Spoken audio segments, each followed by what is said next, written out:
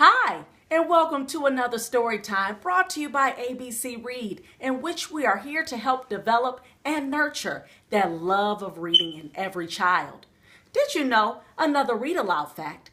Actually, this is like a little tip for you all out there.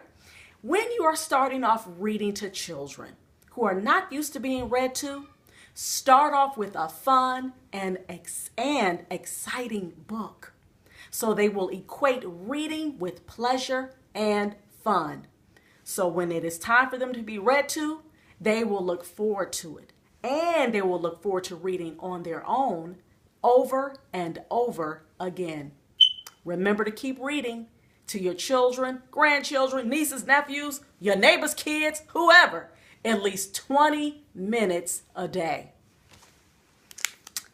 And of course, that's what I'm here to do today for you all out there.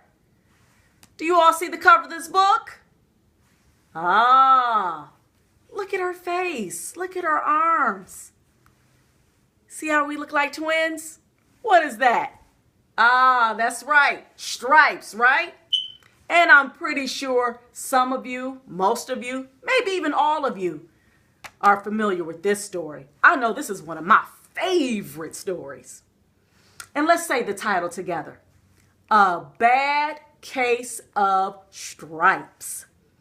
And the author, his name is David Shannon.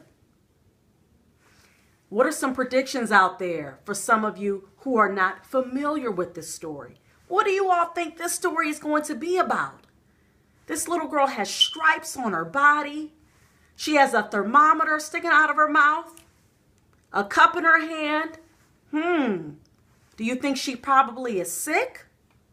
That's definitely a good guess out there.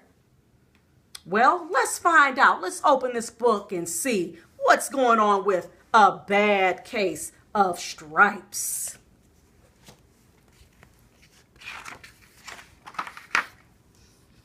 And you all see the title page. What are those? Oh, those look like lima beans, huh? Right? Some of you ate lima beans before? Huh? Well, if you have, they're definitely good for you.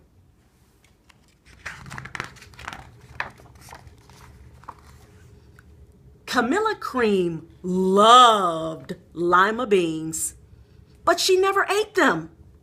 All of her friends hated lima beans, and she wanted to fit in.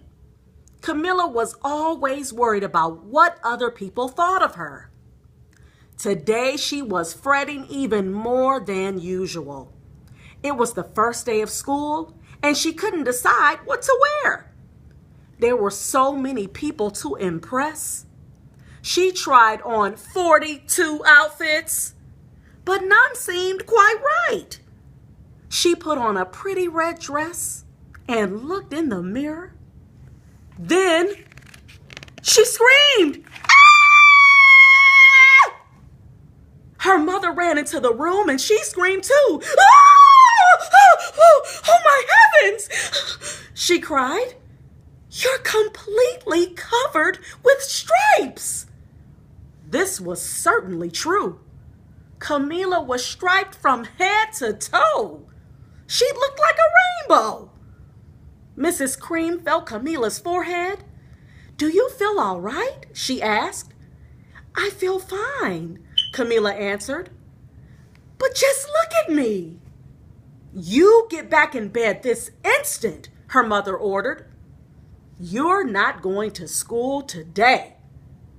Camilla was relieved. She didn't want to miss the first day of school, but she was afraid of what other kids would say.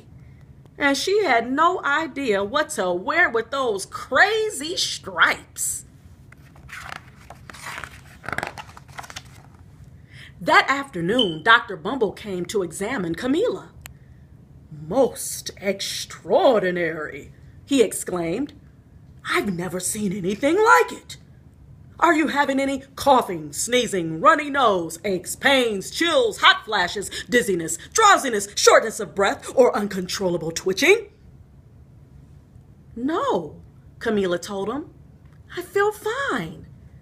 Well then, Dr. Bumble said, turning to Mrs. Cream, I don't see any reason why she shouldn't go to school tomorrow. Here's some ointment that should help clear up those stripes in a few days. If it doesn't, you know where to reach me. And off he went.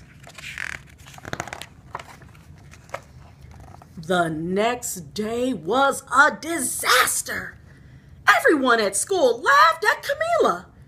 They called her Camilla Crayon and Night of the Living Lollipop.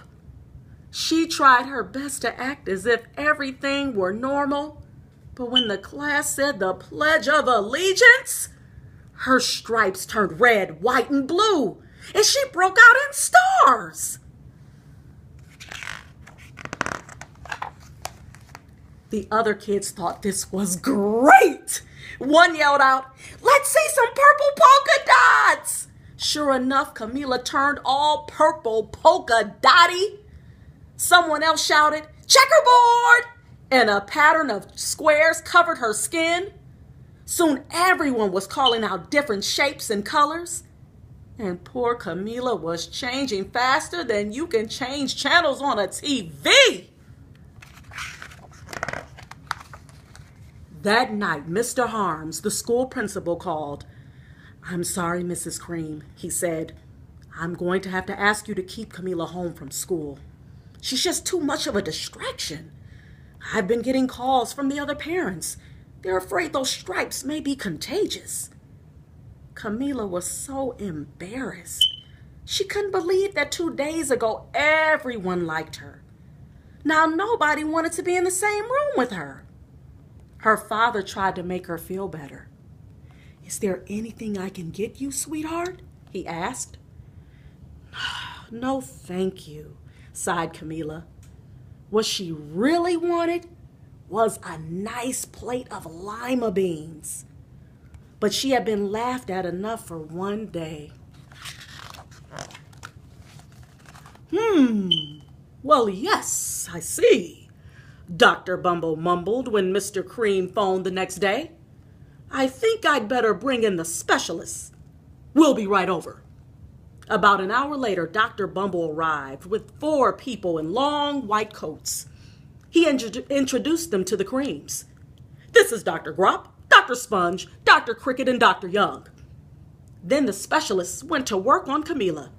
They squeezed and jabbed, tapped and tested. It was very uncomfortable.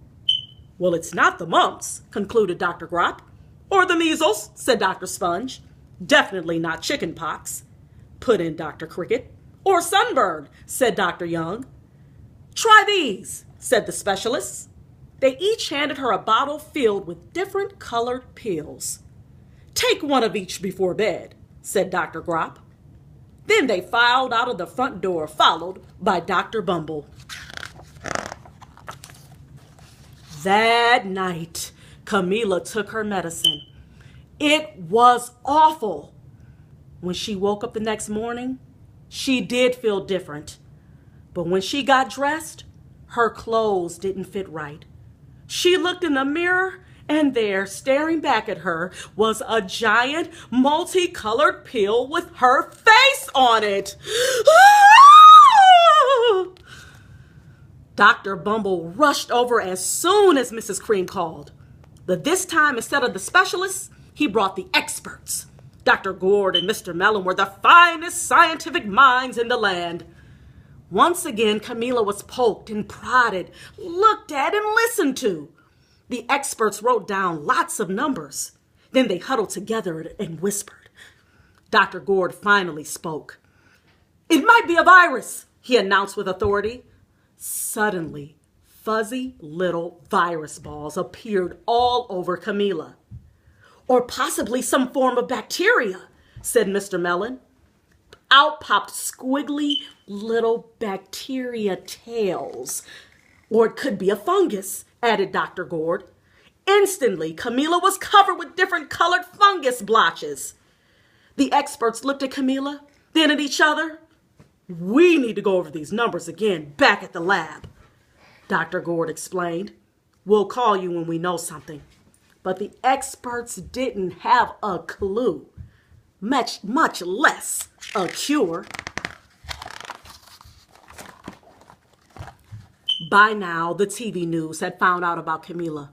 Reporters from every channel were outside her house, telling the story of the bizarre case of the incredible changing kid. Soon, a huge crowd was camped out on the front lawn.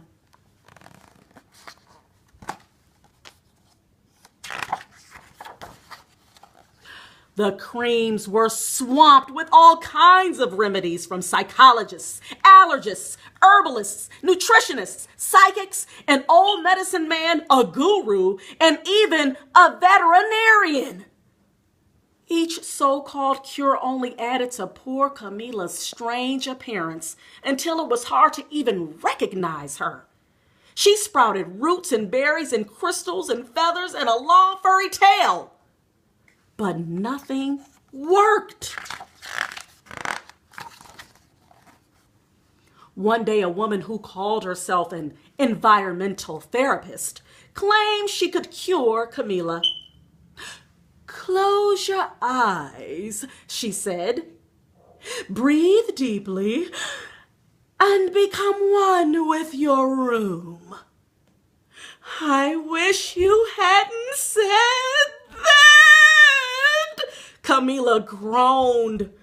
Slowly, she started to melt into the walls of her room. Her bed became her mouth, her nose was a dresser, and 2 paintings were her eyes. The therapist screamed and ran from the house. "Ah! What are we going to do?" cried Mrs. Cream. "It just keeps getting worse and worse." She began to sob.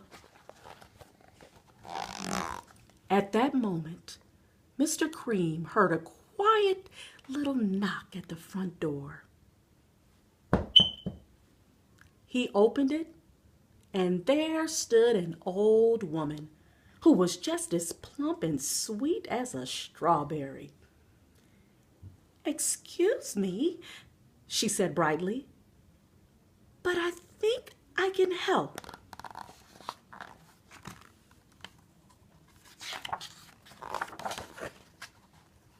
She went into Camilla's room and looked around. "My goodness," she said with a shake of her head. "What we have here is a bad case of stripes. One of the worst I've ever seen."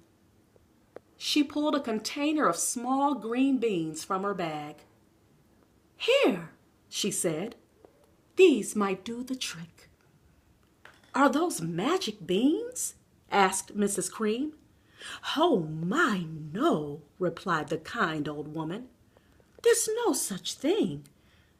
These are just plain old lima beans. And I'll bet you'd like some, wouldn't you?" she asked Camilla. Camilla wanted a big heaping plateful of lima beans, more than just about anything. But she was still afraid to admit it. "Yuck!" she said. "No one likes lima beans, especially me." "Oh dear," the old woman said sadly. "I guess I was wrong about you." She put the beans back in her bag and started toward the door. Camilla watched the old woman walk away. Those beans would taste so good, and being laughed at for eating them was nothing compared to what she'd been going through. She finally couldn't stand it. "Wait!" she cried. "The truth is, I really love lima beans." "I thought so," the old woman said with a smile. She took a handful of beans and popped them into Camilla's mouth. "Mmm," said Camilla. Suddenly, the branches, feathers, and squiggly tails began to disappear. Then the whole room swirled around. When it stopped, there stood Camilla. and everything was back to normal.